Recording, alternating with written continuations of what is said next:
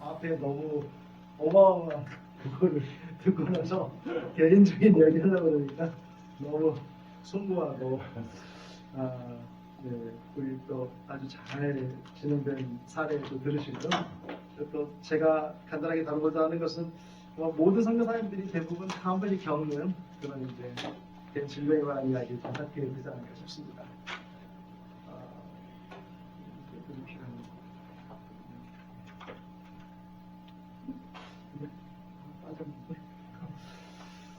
네, 과테말라에서 2007년부터 사명 감당하다가 베네수엘라 또 부름받아서 갔었고요. 또 코로나 기간 바로 락다운되기 한 주 전에 제가 출장 나왔다가 못 돌아가가지고 미안하다가지고 한국 GMS 본부사역 잠깐 감당하다가 네, 코로나 끝나고 다시 이제 과테말라로 이렇게 돌아가게 되었습니다. 오늘 위기관리에 대해서 한번 생각을 해봤고요. 우리 김정호 선생님께서 말씀해 주셨는데 뭘 어떻게 해야 되는 거지? 답을 좀 못 잡고 있어서 나도 좀 정리를 해봤습니다. 그래서 개인적인 위기가 최근에 그냥 질병에 대한 위기가 있었기 때문에 그 내용 한번 다루면 되겠다 싶어서 이렇게 좀 준비를 한번 해봤고요.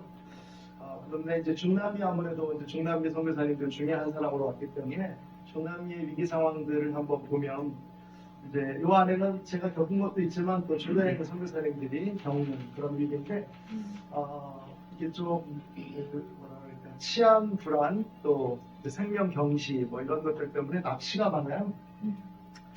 아까 말씀하신 대로 개인의 위기는 또 하나님의 선교에 또 이렇게 새로운 기회로 사용되는 것들을 보게 되는데 제 가까운 분이 최근 15년 사이에 두 분이 이제 납치가 되었는데 참 감사하게도 감사한 건가?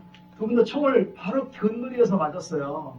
이렇게 바로 1m 앞에서 이제 총을 쏘는 거를 몇 방을 맞았는데 한 분은 이제 그러고 이제 죽은 줄 알고 그 납치범들이 놓고 갔는데 하나님 은혜로 눈을 떠보니까 이거 한 사람 앉아 있고 자기들끼리 떠들고 있고 그거를 이제 다시 이렇게 뭐 하나님 주신 힘이겠죠. 다시 그거를 일어나가지고 해치고 하여튼 피 흘리시면서 밤 넘어가지고 막 운동장을 가로질러 나오니까 이제 도로가 나와가지고 피 흘리는 상태로 이렇게 이제 시내로 다시 돌아오신 케이스가 있는데 한 기업의 회장님이었어요. 납치가 됐겠죠. 그런데 이제 그 이후로 선교사로 풀타임 헌신하시면서 너무 귀하게 과테말라에서도 그 이후에는 하이티에서 이렇게 쓰임 받으시다가 최근에 은퇴하셨는데 총알이 그때 이제 3개가 몸 안에 이렇게 있었는데 2개는 제거를 했고 하나는 아직도 이 어깨 근처에 있는 거는 건드리면 더 위험하다 그래가지고 받고 다니시는데 늘 증명서 이렇게 써갖고 다니시더라고요. 공항 검색대에서 걸리는 이런 때문에 총알이 있다. 그렇게 하시는 분이 한 분 계시고 또 한 분 납치가 되셨는데 이제 또 그 간증을 들으면 두 분 다 저와 굉장히 친하신 분이신데 이제 기억하시는 분이셨고 그 트렁크 안에 이렇게 뒤에 그 자동차 트렁크에 넣어놓고 자기들끼리 또 이렇게 이제 협박 전화 납치니까 이제 돈 달라고 전화하는 그 사이에 또 본인이 그 안에서 이렇게 정신을 차리셨는데 어떻게 하나 고민하다가 마침 뭐 트렁크하고 앞에하고 여기 발로 좀 이렇게 해가지고 그거를 좀 이렇게 부술 수 있었대요. 그래가지고 이렇게 나와가지고 결국은 이제 탈출 정말 감사하게 탈출해서 기적적으로 탈출하셨고 또 나와보니까 아는 그 지형이고 그래가지고 나오셔서 지금 또 선교사로 헌신하셔가지고 예, 그분도 마찬가지로 선교사로 헌신하셔가지고 간증하시고 또 현지인들 잘 썼으면 지금도 과테말라에 계시는 그런 납치가 이제 중남미에 좀 많이 있고요. 강도의 위협은 뭐 너무 많이 나가신 것 같아요. 제가 이제 과테말라 선교사 모임의 코디네이터로 있는데 저희가 지금 한 60년이 정도 되는데요. 강도의 위협은 반 이상은 아마 당하시지 않았나. 그래서 직접 와가지고 제가 처음에 17년 전에 과테말라 갔을 때 그 당시에 70대셨던 그 노부부가 계시는 곳에 최근에 한 2시간 가량 묶여 계셨더라고요. 두 분이. 그래가지고 그 그 이제 트라우마가 굉장히 심하죠. 특히 이제 여자 선교사님, 그분도 70이실 때 완전히 꽁꽁 묶임을 당하고 이제 집안에 있는 것들을 이렇게 가져가는 것들을 당했는데 그 이후에 굉장히 이렇게 벗어나기 힘들어 하시더라고요. 그리고 이제 얼마 되지 않아서 연수하시고 미국으로 가셨는데 그런데도 결국 선교지가 좋으셔가지고 지금도 계속 그것을 자주 오시고. 협박의 문제가 좀 있죠. 이제 표시된 거는 제가 이제 개인적으로 당해본 것들인데요. 협박은 이제 너희 자녀가 어디 다니는지 다 안다. 너희 이제부터 시작해서 얼마를 가지고 어떻게 해라 뭐 이런 거였는데 꼭 제가 지방이나 해외나 출장 가면 저희 아내한테 전화가 오더라고요. 그래서 아주 지혜롭게 나는 이 나라 말 아무 듣지 못한다. 그걸 그 나라 말로 하면 어떻게 해요? 그래서 제가 다시 교육시켰죠. 한국말로 해라 그거를. 못 알아듣는 그 한국말로 해라. 그래서 두 차례 정도의 협박이 있었고 그때마다 저희가 그냥 집을 옮기는 것으로 얼른 집을 옮기고 좀 환경을 바꾸는 것으로 이렇게 해봤고요. 날치 사건 많고 아무래도 후진국일가 길이 좋지 않은데 교통사고 제가 실패는 안 했는데 제가 생각해보니까 교통사고도 있었네요. 그 빗길에 한번 미끄러져가지고 그 시골 길이니까 이제 터널이 없고 다리가 별로 없어요. 다 산을 올라갔다가 내려가는 길인데 이렇게 떨어지면 안 떨어지고 그냥 수천리 밑에 그냥 아무것도 없는 거예요. 이렇게 왼쪽으로 이렇게 커브를 트는 거니까 그 관성에서 이렇게 밀리면 정상인데 하나님이 얼마나 잡아당겨 주셨는지 빗길에 찡 미끄러졌는데요. 확 잡아당기셔가지고 180도 돌아서 반대쪽으로 넘어가 있었어요. 관성의 법칙을 뛰어넘는 거지. 하나님이 그렇게 살려주셔가지고 지금도 이렇게 선교하고 있는데 차는 폐차됐습니다. 자연재해 뭐 저희는 이제 그 지진 지역이니까 지금도 이제 국가재난사태 선포되어 있는데 태풍 주다라고 해가지고 자연재해 그 진도 8점 몇 이렇게 나오는 지진들도 있어요. 저희는 한 6점 몇 이런 거는 이제 웃으면서 이렇게 그렇다는 기분으로 그래서 지진인가봐 이런 거 있고요. 7, 8 이런 게 그렇게 않게 나오는데 현지인 분들은 너무 힘드시죠. 집 자체가 튼튼하지 않은데 저렇게 지진하고 지나가고 나면 뭐 실제로 76년도에는 그냥 도시 전체가 무너져가지고 큰 피해를 입기도 했고요. 지진이 많은 그 중남미 왼쪽 대로가 다르고 이제 질병들은 다를 거고 신분 문제 이제 베네수엘라에 가보니까 지금 베네수엘라가 뭐 여러 이유에 의해서 폭삭 망했는데 요때 와가지고 외국인이 뭔가 거기 거주했다고 신청하는 것 자체가 이 사람들이 볼 때는 제가 이제 종교 비자를 하지 않고 이게 취업 비자를 진행했음에도 불구하고 쉽지 않았어요. 결국은 이제 제 비자가 해결되지 않아서 이제 베네수엘라에서 나오게 되었는데 여기를 요구하는 돈이 너무 큰 거죠. 그럴 수밖에 없는 게 공무원도 월급이 지금 15불이거든요. 베네수엘라. 계란 한 판에 7불이에요. 계란 두 판 사면 월급이 다 없어지는 거예요. 공무원, 선생님들, 군인들, 의사들 다 그래요. 그러니까 거기서 살 수가 없죠. 그런 분들이기 때문에 그러니까 이 복사지 이런 거 우리가 갖고 가야 돼요. 우리가 갖고 가야 되고 그것도 안 돼. 돈이 없어가지고 출력 못 해줄 때가 많고요. 그런 상황이다 보니까 신분 해결을 하는데 너무 요구하는 돈이 큰데 줄 수도 없고 준다고 되게 해야 된다는 보장도 없고 그래서 저희가 같은 말하고 이제 소비자들 다시 옮기게 된 이유가 되기도 했죠. 신분 문제들이 좀 있고요. 그리고 이제 가족과 자녀들 좀 이렇게 떨어져 있어야 되는 상황이 오는데 저희가 베네수엘라에 갔는데 신분이 해결 안 되니까 은행 그 어카운트를 못 만들고 거기는 이제 인플레이션이 심해가지고 제가 간 그 해에 공 5개 떼었고 2년 지난 다음에 공 6개 떼었거든요. 그러니까 뭐 오늘 커피 한 잔 사 먹으려면 이만큼 현금 갖다 줘야 되는데 한 달 지나면 이만큼 갖다 줘야 돼요. 현금이 없죠, 현금이. 그래서 다 데비카드를 쓰는데 데비카드를 만들려는 어카운트가 이제 신분 해결에 돼야 나오는데 그게 안 나오는 거예요. 그래서 한국으로 이제 가신 분, 저하고 비슷하게 생기신, 저보다 좀 잘생긴 분, 신분증을 도용해가지고, 그거 빌려가지고, 그거 가지고 이제 카드 쓰고 이렇게 다녔는데, 아이는 학교를 못 들어간 거죠. 3개월이 지나도록. 언제 또 이게 나올다는 부담도 없고, 자녀하고 헤어져야만 하는 상황이 와서, 막내가 과테말로 다시 혼자 돌아가게 되는 그런 경우를 보면서, 정말 그날 아내하고 저하고 이 3개월 정도 지났는데 이제 그 관광 90일로는 끝나가는데 이 아이가 학교가 해결이 안 되는데 어떻게 해야 되나 월요일에 새벽에 기도하다 고민하고 있는데 과테말라에 있는 학교에 다시 한번 연락을 해보면 좋겠다라는 마음을 주셔서 월요일 아침에 이메일을 썼더니 오후에 회의했다고 하면서 특별한 케이스니까 이미 회의받아 쳤지만 이 아이를 다시 받아주겠다 그래가지고 그날 밤에 비행기표 끝나가지고 월요일 저녁에 끊어서 화요일 수요일 밤에 이 여고생 1학년짜리 여고 1학년 되는 막내딸을 그냥 혼자 보낸 거예요. 과테말라로. 저희는 선교해야 된다고 거기 남아있으니까 정말 엄청 이제 울었고 아내는 소리 내서 울었고 저는 지금 남자니까 속으로 그 가슴이 애린다는 표현이 그때 좀 알게 되겠더라고요. 근데 하나님은 또 그걸 통해서 현지인들 중에 대부분이 이 가족 중에 누군가를 해외로 떠난 아픔을 경험을 한 거예요.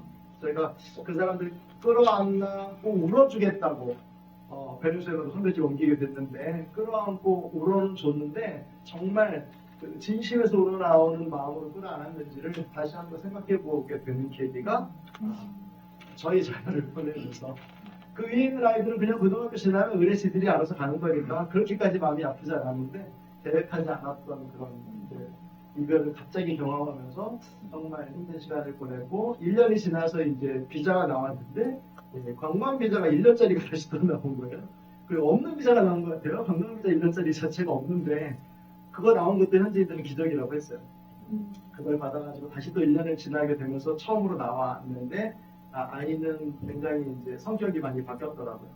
그 활발하고 우등생이었고 했던 그 아이는 굉장히 이제 눈치 보고 성격도 좀 떨어지고 그래서 또 그런 어려움도 있었죠. 위기도 하고 기타 이제 국가에서 생기는 여러 뭐 정치적인 문제들이나 그리고 기타에 들어가는 것 같고 제일 중요한 것 중에 하나 기타인데 체크는 안 했지만 경험을 하고 선교사님들은 다 하셨을 텐데 동료 선교사들 간에 겪는 이제 문제가 있죠.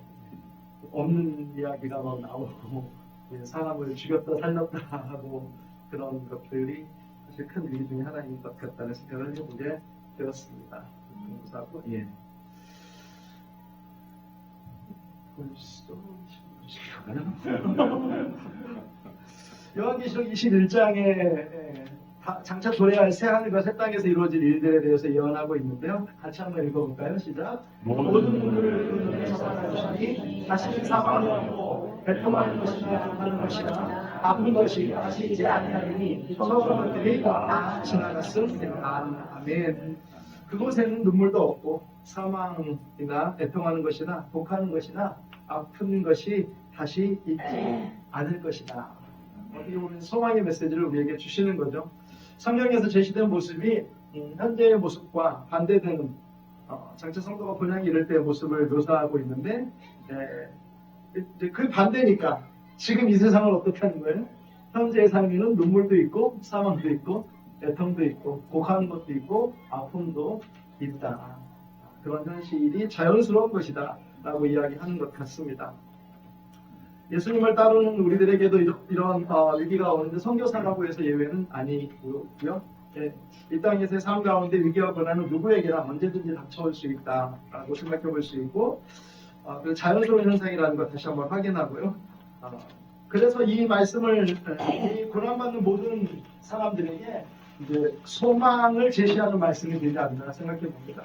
그래서 그 나라에 이르면 모든 종류의 고난은 사라질 것이기 때문에 우리도 소망을 갖게 됩니다.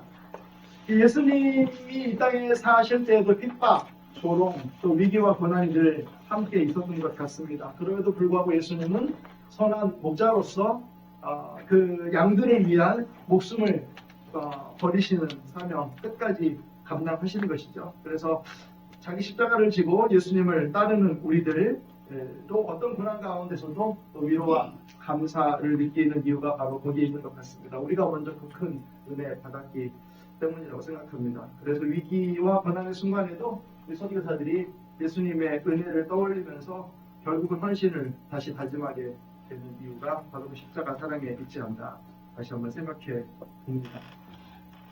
예수님과 사도 바울 고난의 삶을 사신 것처럼 이 땅에서 위기와 고난이 자연스러운 것이라고 살펴보았는데 마태복음 10장 16절 같이 한번 읽어보겠습니다. 시작. 보라 내가 너를 보내니 양들이 바다대로 물러가리라. 그러므로 너희는 뱀같이 지혜롭고 비둘기같이 순결하라. 보니까 제자들을 세상에 내어놓는 것도 양을 이리 가운데 보내는 것처럼 위험 요소가 분명히 있다라고 밝히고 있고, 그럼에도 불구하고 성경은 이런 위기를 방치하는 것이 아니라 잘 대처하는 지혜가 필요하다. 우리 성교사님 말씀해 주신 것처럼 그 잘 대처하라고 교훈하고요. 마태복음 10장 23절에도 보니까 핍박하는 동네를 피해서 다른 동네로 이동하라고 하는 거죠. 그래서 저희가 이 말씀 듣고 살면서 협박 전화가 올 때마다 거기 뭐 다르게 대응할 게 아니고 이사가자. 또 이사가고. 그래서 참 과테말라 제가 17년, 처음에 12년 있다가 이제 베네수엘라 다시 돌아왔는데 그 12년 동안에 한 10번 이사 간 것 같아요. 그 이사를 계속 이사 다니고 실제로 이제 사도 바울도 보니까 고린도후서에 보면 어때요? 그 다메섹에서 위기에서 벗어나기 위해서 광주리를 타고 그 자리를 피하는 그런 모습을 또 우리가 성경에서 살펴보게 되는 것이죠. 그래서 선교사들이 위기 관리에 대한 균형 감각을 유지해야 하는데 선교사들이 겪는 위기와 고난을 하나님이 다 아신다는 것. 첫 번째, 아까 말씀해 주신 대로 하나님의 주권 가운데 하나님의 섭리가 있는 것이죠. 가장 선한 길로 늘 하나님의 뜻, 당신의 뜻 가운데 인도하실 것을 저희가 믿는 믿음이 필요하고요. 그럼에도 불구하고 선교사들 각자가 선교지 안에서 개인과 가정의 안전에 대한 책임을 우리가 맡고 있는데, 특히 이제 저희가 이제 남자들 가정으로 가족들을 이렇게 또 맡고 있지 않습니까? 안전에 대한 책임을 가지면서. 그렇기 때문에 위기 상황에 대해서 철저히 하나님을 신뢰하지만 또 위기를 예방하고 상황 발생할 때 적절히 대처하는 것도 필요하다고 생각하고, 이것은 선교사 개인의 책임이기도 하고 또 그를 파송할 선교부의 마땅한 직무에 속한다라고 볼 수 있을 것 같습니다. 그래서 실제로 저는 사실 이렇게 얘기를 했지만 전혀 준비가 안 됐던 사람이에요. 늘 얘기만 들었지 전혀 앞만 보고 달려가는, 아까 말씀하신 대로 그냥 하나님보다 더 열심을 내고 달려가면서 살다가 보니까 이론적으로 들었는데 막상 제 삶에 닥칠 때까지 잘 몰랐었어요. 어떻게 이것들 미리 준비하고 또 해야 하는지. 그래서 오늘 되돌아보면서 한번 살펴보는 시간을 갖게 되는데요. 선교지에서 발생할 수 있는 위기가 천재지변, 전쟁, 납치, 질병, 사고, 아까 말씀드린 그런 여러 가지가 있는데 분주한 사역 일정을 소화하다 보니까 사실 이런 거 준비할 기회는 별로 없었죠. 작년 연말 12월에 선교사님들 대부분 12월에 또 사역이 많으시잖아요. 성탄절이 있으니까 그 귀한 의미 있는 날을 현지인들과 더 이렇게 의미를 나누면서 보내기 위해서 더 분주하게 또 이렇게 특별 헌금도 들어오고 하면 더 선물 많이 사가지고 더 시골에 있는 아이들이 찾아가는 일들을 하게 되는데, 12월 달에 갑자기 이제 18일 월요일 날부터 열이 나고 근육통이 심해지기 시작해서 하루 이틀 또 늘 아프는 거니까 얼마 지나면 괜찮겠지라고 생각하다가 한 2, 3일 지났는데 또 코피가 한 6시간, 8시간 코피가 막 계속 나는 거예요.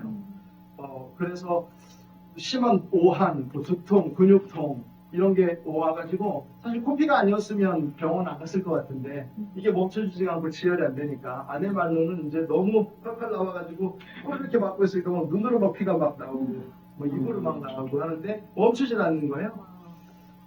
그래서 이제 새벽 시간에 5시쯤 돼가지고 밤새 고생하다가 응급실을 찾아갔는데, 이제 간호사가 기본적인 인적사항을 점검하고 한 두세 사람께 바뀌더니 당직 의사가 첫 진료 시작하는 데만 한 1시간 이상 걸린 것 같아요. 그 사이에 이제 코피는 멎은 거예요.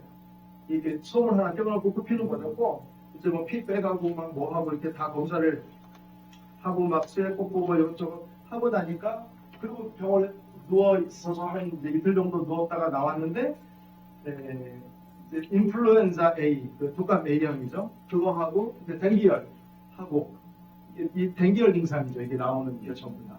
그래가지고 감사하게 그 전에 그 공원에 노숙자들 있는데 이제 또 사역하고 왔는데 아마 그때 또 이렇게 감염된 게 아닌가 싶기는 한데, 그렇게 해서 병원 치료를 잘 받고요.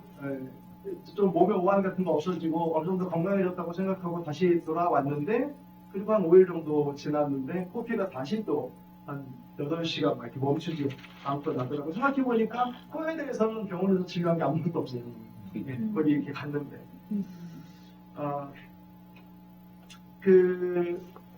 이제 위기라는 게 이제 이렇게 생기는 거죠. 그래서 이거 뭐 위기인지도 모르고 이게 뭔지도 모르고 일단 선교단체 이거 어떻게 해야 되는지 좀 보면서 또 화성교회에 보고하고요.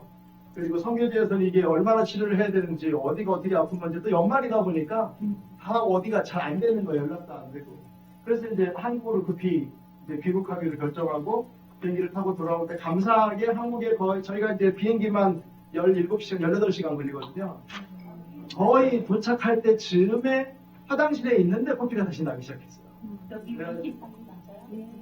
그래서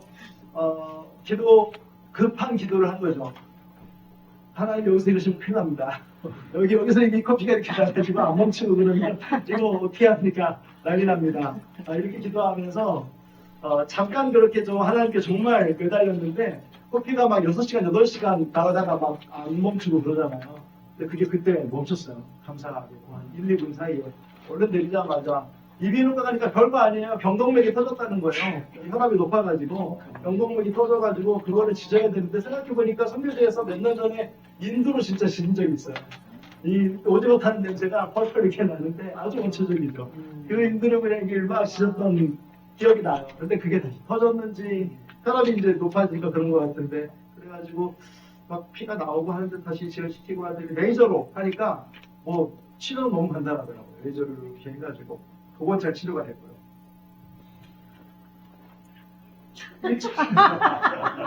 어떡하니? 1차 위기는 A형독감과 댕결 감염이 저에게 온 질병에 의한 위기였는데 병원 치료가 괜찮아졌던 거예요. 근데 이제 그때 높아진 그런 게 코로 와가지고 저게 이제 실질적으로 느껴지는 더 위험은 멈추지 않으니까 그게 더 큰 느낌이었고요. 정말 위기는 그 다음에 와요. 생각지도 못했는데 이빨이 앞에 게 2개가 빠져버렸어요. 어머. 저게 끝나고 나니까. 그리고 나서 그 2개를 그래도 바로 옆에 걸로 해가지고 좀 브릿지를 해보자고 한국에서 했는데 그 2개도 이렇게 하나 건드리니까 뚝 떨어지고요. 하나는 부러지고요. 4개가 갑자기 나간 거예요. 어머. 어느 날 1주 사이에요. 근데 뭐 다른 아픈 것도 아픈 거지만 이 심리적인 저 이제 50대 초반인데 지금 학교에서 강의하는 사람인데 하기 시작해야 된다. 그래가지고 감사하게 또 하나님이 가까운 근처에 또 우리 기공 하시는 선교사님 바로 옆에 두셔가지고요. 한국에 있는 치과하고 연락하고 이렇게 해가지고 한 3, 4개월 이렇게 해가지고 지금은 이제 저 모습에서 아주 건강한 이쁜 이빨로 이렇게 4개 브릿지에 이렇게 송곳니 한 6개 이빨을 이렇게 새로 해가지고 넣었습니다. 얼른 넘기겠습니다. 흉측하니까. 근데 이게 연세 드신 분들 생각도 나고요. 그리고 소형고 요양병 고친다고 저희 집사람이 결혼하고 나서 지금 31년 차인데 이렇게 이빨을 열심히 닦는 걸 보지를 못했어요. 저희 이제 저희가 GMS 소속인데 저희 GMS 선교사 운영 세칙에 제6장에 보면 비상사태 관리 그랬고요. 제48조에 위기관리 이렇게 들어있어요. 아마 우리 김정은 선교사 작품인 거라고 제가 미루어 생각하고 있는데 위기 상황에 대해서 정의하고 있습니다. 2개월 이상 선교지를 비우는 상황을 위기 상황이다 그렇게 얘기했고요. 또 이제 사역 중단과 철수. 그래서 선교사에게 위기 상황이 발생하면 사역을 중단하고 철수하되 지구원이 모두 철수할 경우에는 현지 재산 처리와 사역 이양을 보류하며 개인이 철수할 경우에는 현지 선교현지 재산과 사역은 지구에서 인수한다. 뭐 이런 등등이 아주 구체적인 규정이 있어요. 근데 지금 아프고 막 어쩔 줄은 모르는 상황에서 그런 규정은 하나도 생각이 안 나는 거죠. 그렇죠. 있는지도 모르는 거죠. 그런 거. 위기 대응 절차가 이렇게 있고 또 그래서 위기 관리팀이 이제 운영이 돼야 되고 그리고 이제 의료 지원이 이렇게 나서도록 이렇게 규정이 잘 되어 있습니다. 또 52조에 보면 위급한 발병이나 사고 발생 시에 생명이 위급한 질병이나 사고, 극심한 심리적 고통으로 인하여 본국에서 치료를 요한다는 판정이 내려지며 판정을 누가 하는지, 언제 하는지, 어떻게 하는지 즉시 지부와 파송교육에 본부에 보고하고 귀국해서 치료한다. 근데 본부도 연말이라 연락이 안 되더라고요. 연말 휴가에 들어가니까 이때 한국여비는 파송교회에 청원하거나 선교사역비나 안식년 경비에도 정리금액을 쓸 수 있다. 선교사가 파송교회에 이렇게 얘기하면 좀 알아서 이렇게 얼마나 또 이렇게 갑자기 생기신 일이니까 좀 신경을 써주시기를 바라는 마음이 솔직히 있는데 말은 못 건네죠. 이게 규정에 교회에서 좀 이렇게 감당이 좀 되어 있으나 잠깐 나중에도 잠깐 말씀드리겠지만 또 여기서 비롯되는 그 재정적인 것도 결국은 이제 한 1,000몇백만 원 이렇게 다시 또 빚을 지게 되었는데요. 이게 완전히 선교사의 몫이 되는 거죠. 2개월 이상 선교지를 비우는 상황이 발생할 경우 위기 상황이 선언되는데 이제 저 같은 경우에는 위기 상황인 것 같은데 한국에 가서 이제 한 달을 지내다가 돌아왔거든요. 왜냐하면 치과가 이게 이빨 2개 놓고 또 2개 또 빼고 이렇게 하는데 언제까지 해야 되는 건지 이게 감이 안 잡히는 거예요. 좀 급하게 나왔는데 그러다 보니까 이게 장기간 갈 것 같다. 그래서 이제 한 달 한국에서 머무르고 다시 돌아왔거든요. 그러면 규정에 따지면 또 2개월이 아니니까 또 위기 상황이 아닌 거예요. 그래서 이게 좀 애매할 수 있겠다. 질병의 경우에 진단에 따른 치료 일정을 미리 알 수 없으니까 위기 상황이라고 보고 위기 관리팀을 또 미리 구성해야 되는데 이게 그 규정을 적용하는 게 쉽지가 않다. 이게 실제에서는 그런 생각이 좀 들었고요. 그리고 이제 갑작스럽게 일시 철수를 하게 되고 앞으로 치료 일정도 기약할 수 없는 상황이 되기 때문에 이로 인해서 사역을 정리하거나 이양하거나 하는 그런 결정을 내는 게 쉽지 않고 결국은 한국에서 치료를 중단하고 선교지로 다시 돌아와서 치료를 이어가기로 결정한 배경에 이런 내용들이 작용했던 것으로 보여지고요. 그래서 저와 같이 질병에 의한 위기 상황이 발생됐을 경우 소속 선교회에 이제 의료 자문을 받을 수 있는 시스템이 마련되어 있었던 것은 아주 고무적인 일이라고 생각합니다. 그 어시스트 카드가요. 거기 이렇게 연락을 했더니 거기도 연말이라 그런데 어쨌든 답이 왔어요. 근데 이제 뭐 원격 진료를 하거나 뭐 이런 수준까지는 아니고요. 일반적인 수준에서 의료 조언해주는 것이었는데 의사 선생님은 또 바쁘셨는지 간호사 선생님이 또 아마 간호사 선생님이 조언해도 충분한 내용이니까 그렇게 하셨겠죠. 그래서 간호사 선생님에 의해서 자문이 진행되었었습니다. 위기 상황을 맞은 선교사 개인이 직접 이제 일시 귀국에 따르는 행정적인 절차를 다 진행해야 되고 또 연말이라는 시절의 특수성으로 인해서 필요한 절차와 연락이 신속히 잘 진행되지 않았던 그런 부분들은 좀 아쉬움으로 남는다고 보겠습니다. 갑작스러운 질병으로 인해서 선교사가 힘든 것 중 하나가 재정적인 부분이고요. 아까 말씀드린 대로 결국은 이제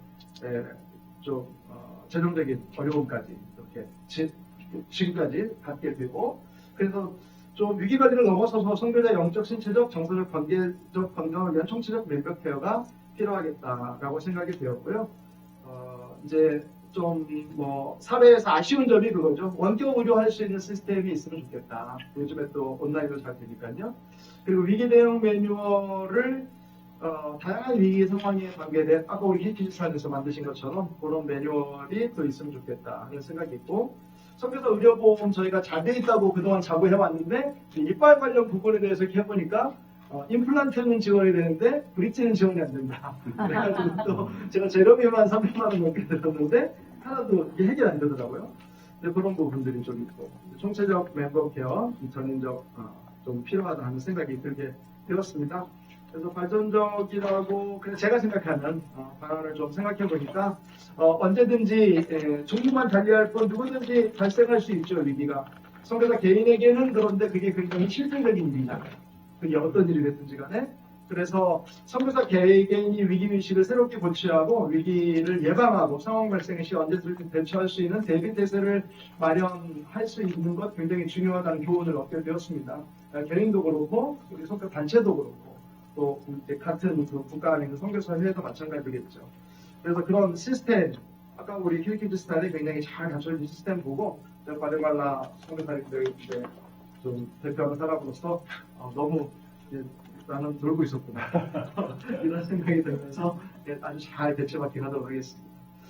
전인적 돌보는 멤버케어가 필요하고요. 하나님의 영광을 위해서 안전하고 효과적으로 사역할 수 있도록 지원하면 좋겠다 하는 것이고 그래서 이제 예방하고 또 대응하고 또 거기에 회복하는 그런 위기관리 프로세스가 잘 동작하면 좋겠고요.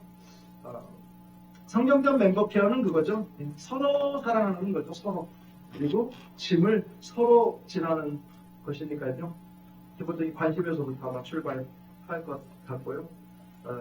그래서 결국 가족과 같은 공동체가 선교지 안에서 교목파를 초월해서 일어나면 좋겠다. 그래서 나눔과 돌봄과 위로와 응원이 서로 베풀어질 수 있으면 궁극적으로 하나의 명광이 드러날 것이라고 보여지고, 마지막으로 좀 정리해보니까 선교사들이 현장에서 겪게 되는 어떤 위기 상황 가운데에서도 영적으로, 신체적으로, 정서적으로, 관계적으로, 실제적으로 왼복 케어가 이루어짐으로 그 은혜와 사랑에 사로잡혀서 마음 놓고 사역할 수 있는 여건이 마련되기를 바라보면서 제가 발표자가 경험한 위기 사례를 간단히 마치고자 합니다. 여러분 모두 존경하고 사랑합니다.